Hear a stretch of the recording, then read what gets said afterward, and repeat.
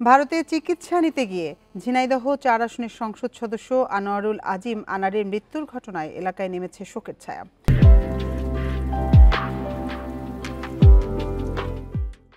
এলাকায় ব্যাপক জনপ্রিয় টানা ৩ বারের এই সংসদ সদস্যের এমন মৃত্যু মেনে নিতে পারছেন না এলাকাবাসী ও পরিবারের সদস্যরা। এমপি আজিমকে কলকাতায় হত্যা করা হয়েছে দাবি করে জড়িতদের দ্রুত শনাক্ত করে শাস্তির দাবি জানিয়েছেন পরিবারের লোকজন। সংসদ সদস্যের অকাল মৃত্যুতে উদ্বিগ্ন এলাকাবাসী ও দলের নেতাকর্মীরা। শোকে কান্নায় ভেঙে পড়েন অনেক কর্মী সমর্থক ও স্বজনেরা। ভিনদেশে মৃত্যুর ঘটনায় সুচারু ও সুষ্ঠু তদন্তের দাবি জানান তারা।